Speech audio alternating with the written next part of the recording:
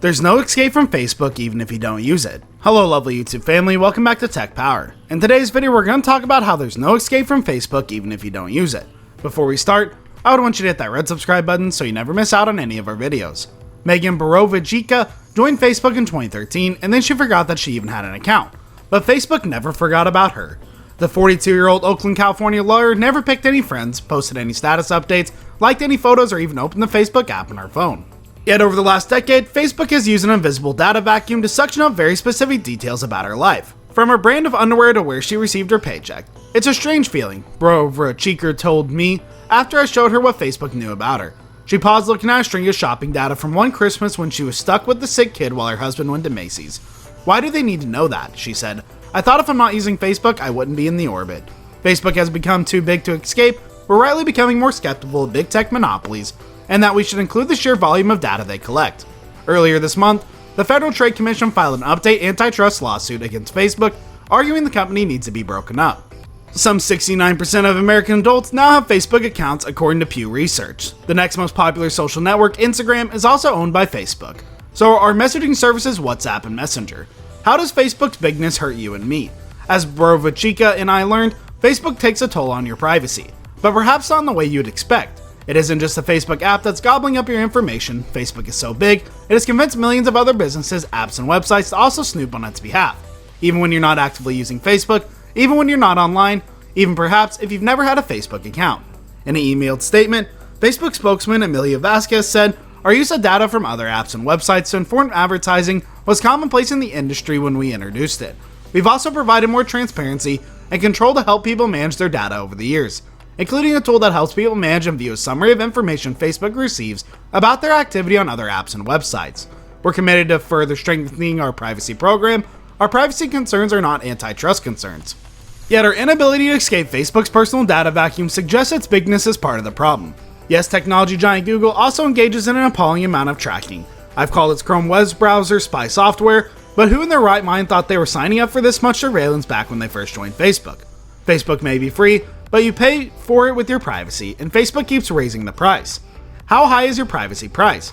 If you've got an active Facebook account, you can see some of what is known in the special section Facebook added to the website and app in 2020 called Off Facebook Activity. You can click here to access yours if you're logged in. It's introduced this after that awkward visit CEO Mark Zuckerberg paid to Congress, where he told lawmakers you're in control of your data 45 times, and rightfully so, nobody believed him. Your Off Facebook Activity screen will only cover the last 2 years worth of surveillance, but it showed Borovichika and me that Facebook is an equal opportunity spy. It collects data on hibernating users and Instagram addicts alike. It also doesn't matter if, like Borovichika, you had joined Facebook at a time that it had a different privacy policy. The invisible surveillance system doesn't require you to click like or use a login with Facebook button. You don't necessarily have to be logged into Facebook app or website on your phone. Companies can report other identifying information to Facebook like your email to help it figure out who you are. That said, the more devices when you're using Facebook, the more opportunity you give social network to match up your activity with your identity. For example, during my experiment, Facebook got multiple notices from the meal delivery app DoorDash, indicating I opened the app at 11:09, 11:11, and 11:15 on different mornings.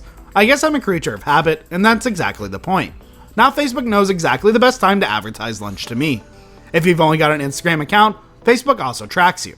But the photo sharing app offers no mechanism to download this data. Borovichika even tried using the force of law to access the data about her 13-year-old daughter, who has an account with Instagram. The California Consumer Privacy Act, which went into effect in 2020, gives any resident the right to access and delete their personal data. Borovichika sent Instagram a legal request on behalf of her daughter. The company have never sent her the data. And what if you've never had a Facebook account at all? It may still be watching. Borovichika tried to use that same California privacy law, known as CCPA, to view the data about her 11-year-old son, who has never had an account on Facebook or on Instagram. Facebook replied that it wouldn't comply with this access request because her son doesn't have an account it could use to verify his identity. But if he had an account, he'd be giving Facebook the right to collect his data. It feels like you're trapped in some kind of logic circle, said Borovichika. In its emailed reply, Facebook acknowledged it could still be collecting the boy's personal information. It said, when a person visits a site or app that uses one or more of these Facebook services, these sites and apps may send us information regardless of whether the person has a Facebook profile. Facebook told me it does not use the non-member data to create profiles of people or target ads at them, but it doesn't claim to delete the data or preclude other users for it. How we survive the surveillance apocalypse. What are the harms I'm not realizing? Brovachica asked me. Facebook makes it sound so low stakes, like all this data is just about making ads for pants more interesting. My answer, ever get the feeling your phone is listening in on your conversation? This is what's really going on. Think about data as a power. I, for one, don't like giving businesses a leg up on my dreams and fears to hyper-target their sales pitches. Facebook can also use your life to nudge you into groups that shape your thinking on politics or even coronavirus vaccines. It can use your life to train its artificial intelligence, analyze web and mobile app use, or whatever new purpose it might dream up in a decade. At stake in all the personal information is the ability to manipulate our economy, our society, and even our democracy. Just try to hide. So what can you do to stop Facebook from following you? The whole problem with monopolies is that they leave consumers with a few good choices. The off-Facebook activity disclosure does give you the option to disconnect some of this data from your account. That term, which only lawyers' mothers could love, does not mean that Facebook deletes your data. It means Facebook no longer uses it to target your ads all over the internet. And of course, it only works if you have an account. There's little you can do to stop Facebook from collecting your info in the first place. You can try to make changes for your computer and phone to block some of Facebook's tracking altogether. See this list of technical steps I can take on my own device, but that takes commitment and expertise because the tactics keep changing. At the moment, the most effective pushback against the privacy price of Facebook is coming from technology giants Apple and Google, which have their own monopoly powers over smartphone operating systems and web browsers. Earlier this year, Apple began giving iPhone users the ability to tell apps not to track them, cutting back on some of Facebook's ability to get data from apps that also don't know your email address or phone number.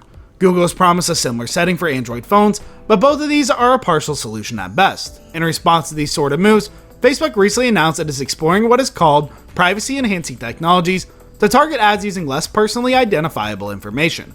But so far, those remain experiments. So what about Brovachica? My instinct is to get completely off Facebook. She told me when I asked what she was going to do next. But I feel torn because it's one of those things to make choices for myself, but another for my teenagers. The truth remains, no other online service came close to matching Facebook and Instagram's ability to connect you with people you know or might want to know. For the vast majority of Americans, quitting Facebook is no more likely to happen in 2021 than it was a decade ago. We're just stuck with its ever higher price. That's all for today. I hope you liked the video. If you did, make sure to hit that like button, subscribe to the channel, so you never miss any amazing video from us.